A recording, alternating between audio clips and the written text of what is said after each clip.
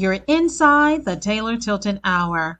Be sure to check out our podcast, The Taylor Tilton Show, streaming live every Tuesday at 9 a.m. Central on YouTube and Facebook with replays on Spotify and Google. Then enjoy the Taylor Tilton Hour on Comcast channels throughout the Southeast. For more information about the host of the show, visit ChristieTaylorConsulting.com.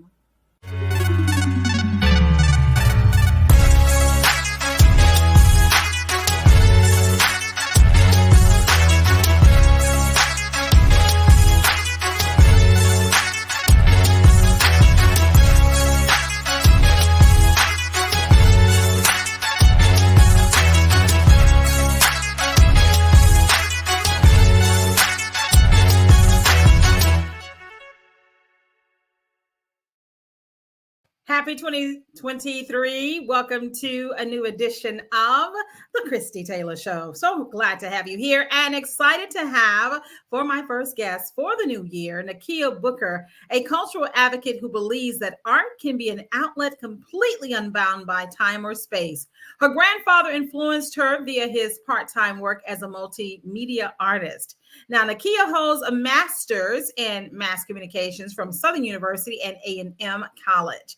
She co-founded Music Addicts, a music production, promotion, and social group, and is the founder and creative of the Kreadiv Group. Her vast experience in event planning led to her partnership with diverse organizations such as the Dallas Museum of Arts and Homme Gallery in DC. When she isn't curating art, she is searching for new music, traveling, or looking for a new adventure. Through her mission, Nakia has created a space to find comfort and celebrate Black art through the Black Artivism Capsule, a curated collection of art made by Black creatives during the 2020 pandemic. I want you to help me welcome to the show, Nakia Booker. Good morning, afternoon, and evening, Nakia. Oh my goodness. Let me unmute that mic for you. And yes, good evening. How are you today? I'm well, Christy. Thank you so much for having me. I'm well, doing great. Thank you. Well, first of all, it's beautiful to say Happy New Year to a creative like yourself. I'm super excited to start this year off with such an amazing talent. And Nakia, we know that your father influenced you, but I wanted to know if you could give us the backstory on how you started down this amazing path.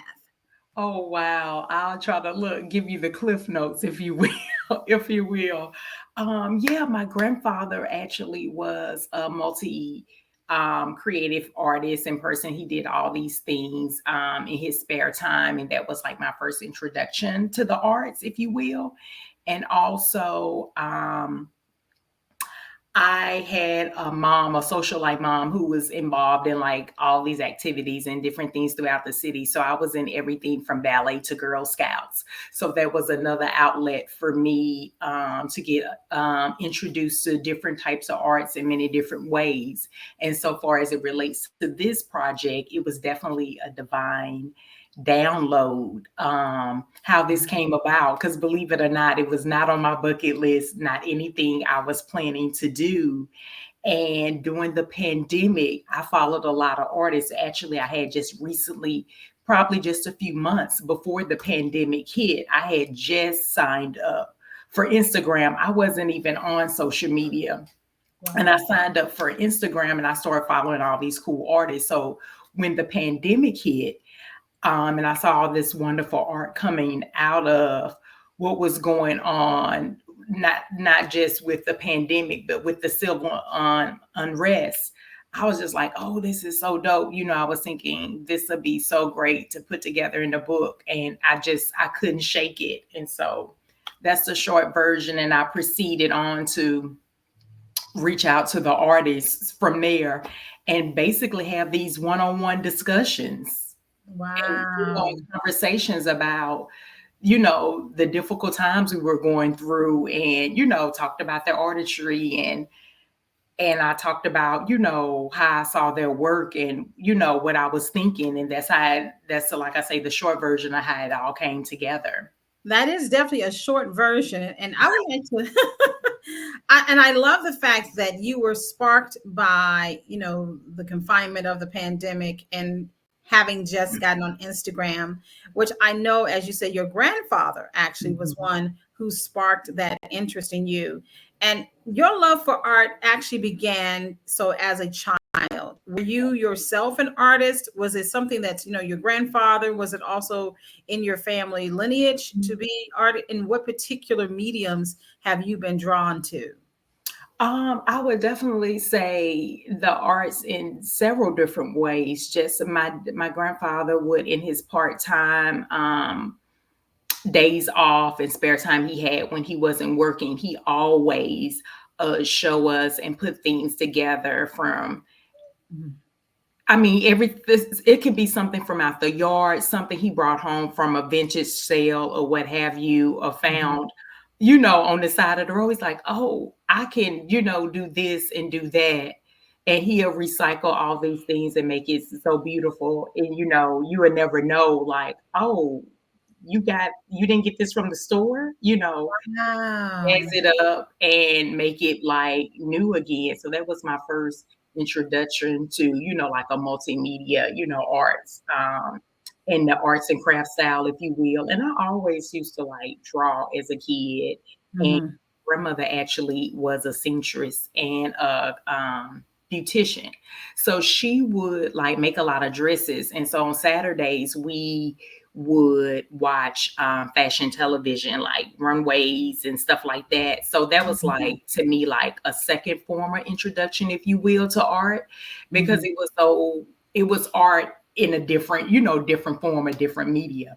And like I say, and again, my mother was into a lot of things in a lot of social circles or what have you. So she always kept her busy. And we went like I say, I was a ballerina and also I was also in the Girl Scouts. And, we'll go to shows and do like, it was just art like all around me, growing up in some shape, fashion, or form always.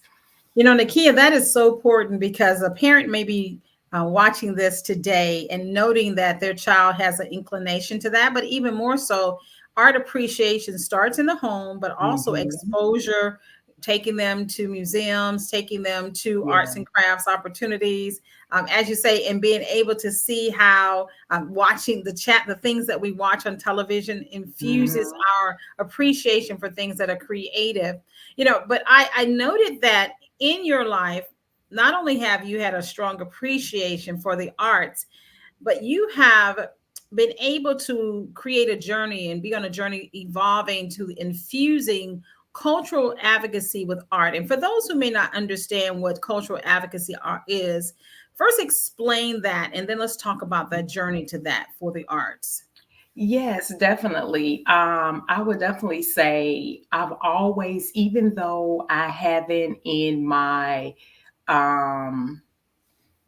so far as professional career, so far I always say I didn't get paid to do a lot of the things that I've done along the way and in my, I guess, in my artist career, if you will. But I've always like on the side done something in the arts, whether it was I started off a social club, music addicts. That was that was my musical journey, promoting underground artists from all over the world and put on like one hit listening parties. That was another form of something else I dabbled in. I also always volunteered. I worked with different artists, always in different capacities, from the Dallas, at the Dallas Museum. I used to volunteer, works in arts and letters there. There's summit they have every year over there for that. Just in all different types of capacities and ways, I've always have reached out to the arts in some shape, fashion, or form, and always worked in the arts, if you will, because I always had a love, even though I never got, like I say, quote unquote, paid for it. But I always was, dabbled in it. And from volunteering to just creating something as if you, I guess, a side hustle, if you will. A lot of people don't understand that being a supporter of the arts can't, in addition to being a patron of the arts, is Mhm. equally important. So that you have definitely shown how important being a supporter of the arts and taking it to the level of advocacy. Because some of us will attend the galleries, we will go to the music listening parties, but I love this aspect of you, that not only do you bring people together, but you go beyond into the diaspora. How did that, it's one thing to advocate like local artists, but how did you end up going international with your advocacy? Okay, with the book. Okay, so how they came about was definitely I Well, wanted to. I guess, well, before we get to that, it's Okay. even as far as you said with the music addicts, Mhm. all the underground music, Mhm. locally and across the world, and even with the various other opportunities that you have given artists. Why was it important, I should say, for it Mhm. not to just be local? Because I think when we represent the African diaspora, and when you look at art and music, those are universal. These are universal mediums. So these are things that no matter where you are in the world, somebody can be touched by it in some shape, fashion, or form. And I Mhm. feel like art and music are like one of the two most powerful ways to reach people. Yeah. Period. I mean, those are the things that you can bleed in some shape, fashion, or form, no matter who you are, where you come from. It's a connection and you can relate. It's something you can find a piece of. Anything is of a song or art piece is something you can get a feeling from it, if you will. So that's why I Um, think that's so important. Now, Nakia, you have spoken repeatedly that you didn't get paid for it. This has definitely been from a place Right. of appreciation. Passion So, projects. a passion projects. What exactly is your I should say your 9 to 5 or your career focus? What industry are you in? Right now, I'm in government. So I work for local DC government. So that's my 9 to 5, which, I've always believed is not, I always said it's not important because that's not really who I am. That's my paycheck, my direct deposit, if you will. But, I always try to lead when people ask, what I do and stuff. I talk about things that are near and dear to me, like, oh, I'm working on this project. This is what I'm doing now. I Mhm. try to always lead with that, not with what I do from 9 to 5, which to me is not important because I'm like, that just pays the bills. That tells you nothing. That tells you nothing about who I am. Have you Exactly.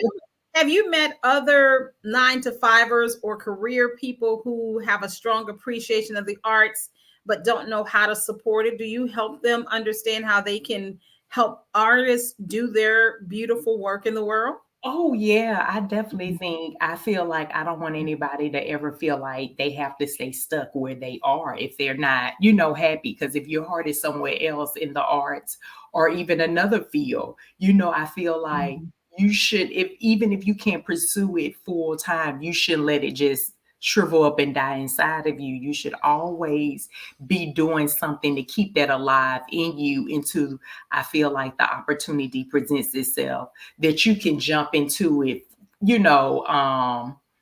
with both feet, if you will.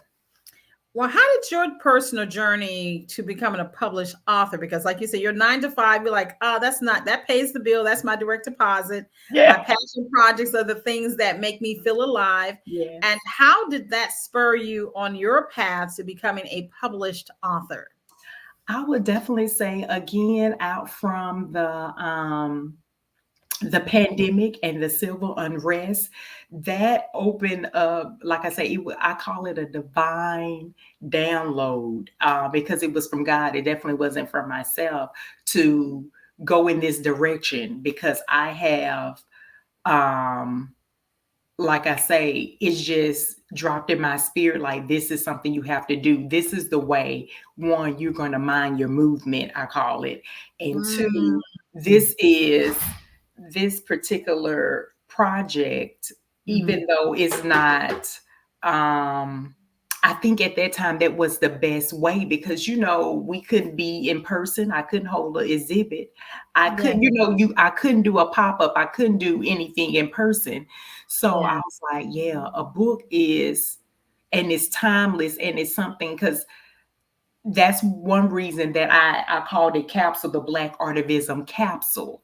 It's a capsule collection of artists that capture this certain time and this movement. So I definitely wanted to be something that could go on and on and on, and everybody could get a piece, a piece of it, and it's timeless because with the Yeah. book it never goes out of style. So You this know, was the best that is form. true. That is so true. And I remember growing up, those we call coffee. Most people don't have them anymore, but coffee tables, and they always said to be able to Yeah, have a coffee table coffee book. table book. Yeah, to have a coffee table book to go right alongside those other memorable books that you would have in the home. Now, with the artist, what were some of the standout pieces or interpretations that were featured in the book?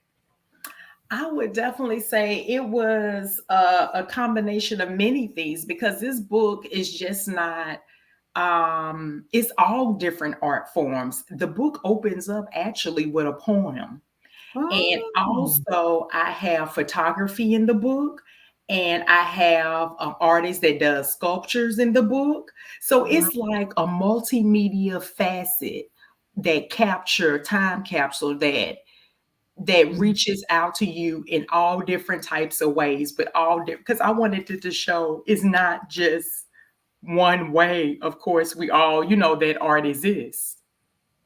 Yeah, and I am, a avid art, I'm a closeted artist, but I do love, if I need, if I can't get to my therapist, honey, give me a canvas and some paint or Yeah. whatever I can find. I remember Yeah. Nakia even needing to express myself, and I would take shavings of my makeup. Oh, The, wow. the stuff that you have in the bottom of the bag that you're not going to use anymore. And I just grabbed some of that one day and just, let it out. So even with that, I appreciate you capturing a moment in time and the artivism. If you can, for those, because that's a term that's really catching on, Yeah. please explain what artivism is. Basically, it's activism through art.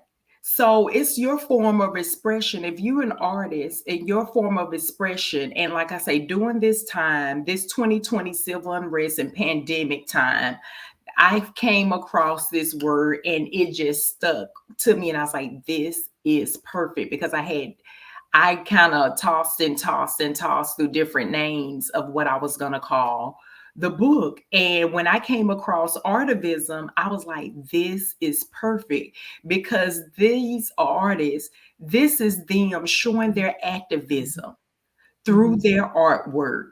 And Mhm. it stands out, it again through the test of time. And that's Yeah. why I just like it was perfect, a perfect marriage on words. I love it. Artivism is extremely important. And of course, it is a full circle moment because a lot of Black artists, particularly from the Harlem Renaissance, would definitely speak to the things of the social times they were in. A lot of our books and literature and visual Right, art, movies. So, right. music. So, this is a beautiful time to find us in a resurgence of Black artivism. Now, with you having done something amazing in 2020 that was released after that. Mhm. What can we expect from Nakia Booker now? Wow. I gotta it's a couple of things I want to do, but I would like to do another book, but it'll be totally different from Mhm. artivism. I'm trying to figure out that now on how and when. So I don't want to give out any information. I'm solid on that. But I would like to do another book is in the future.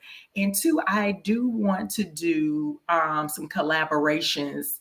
I can't speak on either right now. I hate to say that, but coming up, a few partnerships with, I would like to do a in-person exhibit with some artists.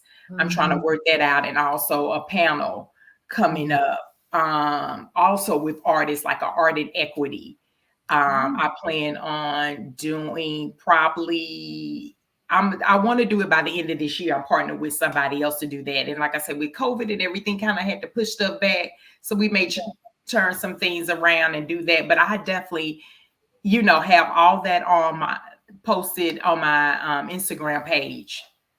And of course, Mm-hmm.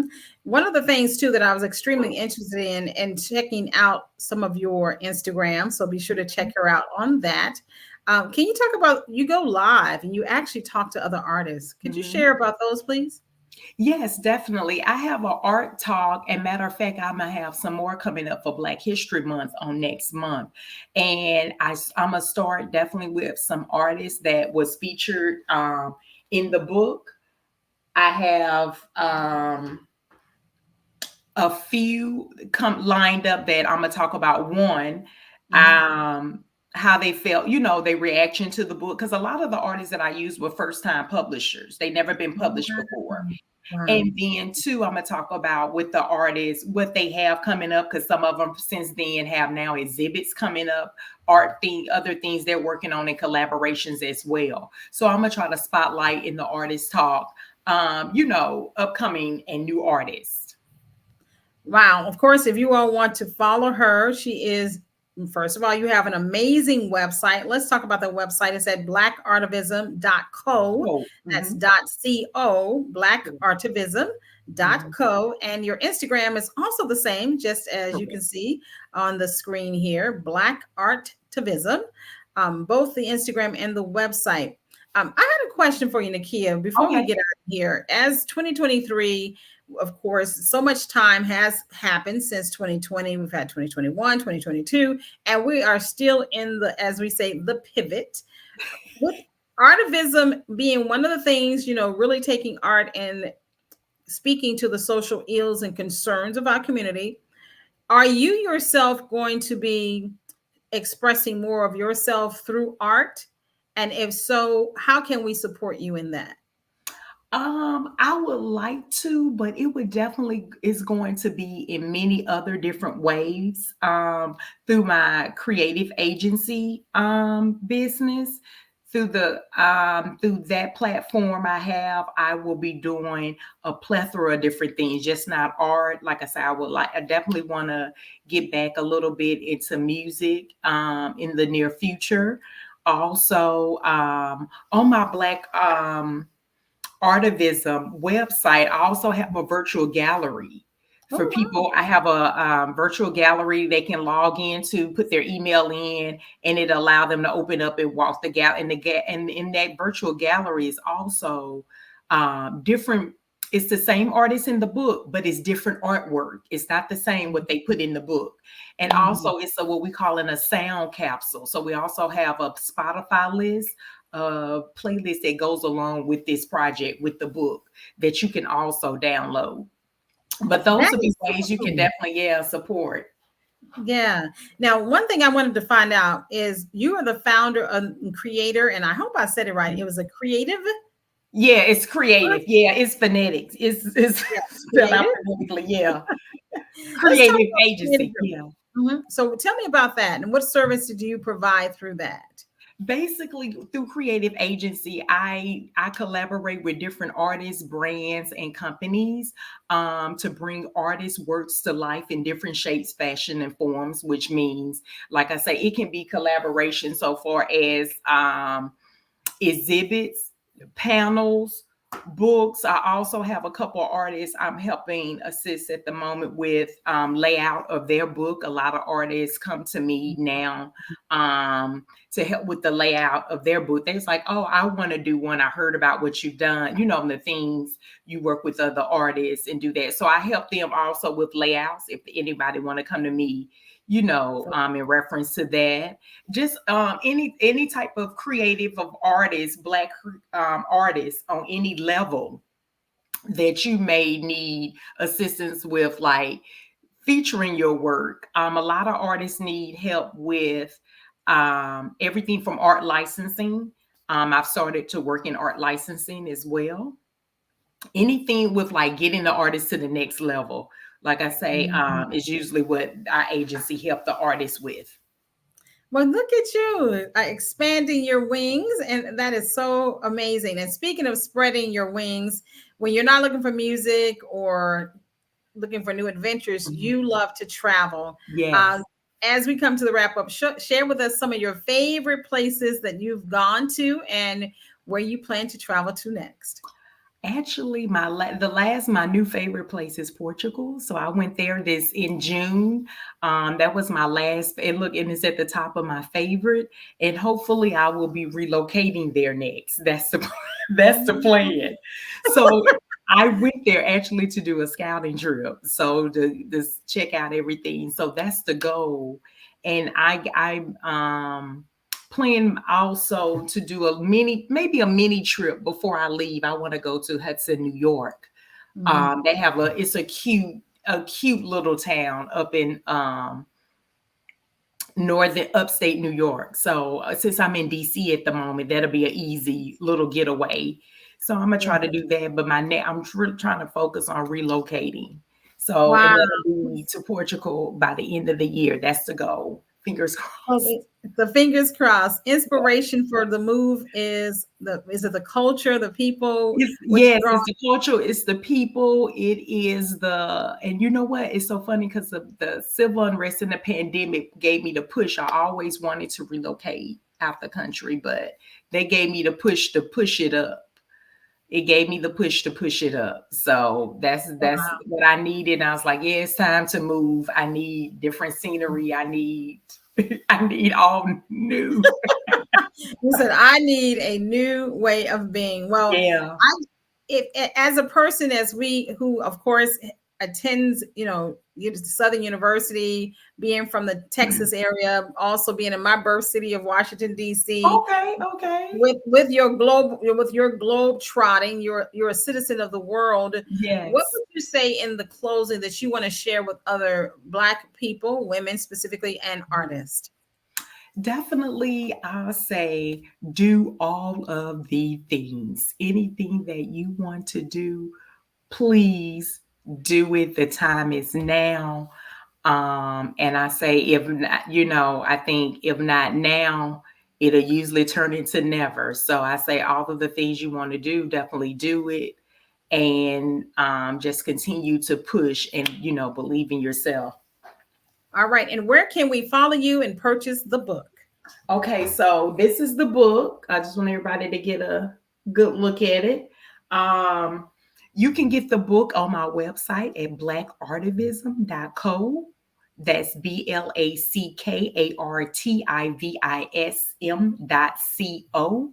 You can also follow me on Instagram at Black Artivism. And also, it's a link on the website of all the different places you can get the book. From Amazon, you can get it through my publisher at sovereignnoir.com. You can also get it at Mahogany Books in DC on their website as well. And the easiest, quickest way is to go to the website, and it have all the links to the places you can get the book, including the website. So definitely blackartivism.co. Thank you, Nakia Booker. Thank you so much for being the advocate for culture and the arts, and for your amazing talent of pulling artists together, because that's a gift in and of itself right there. That truly is a gift in and of itself. And may you have an amazing 2023. And I'll look forward to your Instagram showing me your globe trotting and your relocation to Portugal.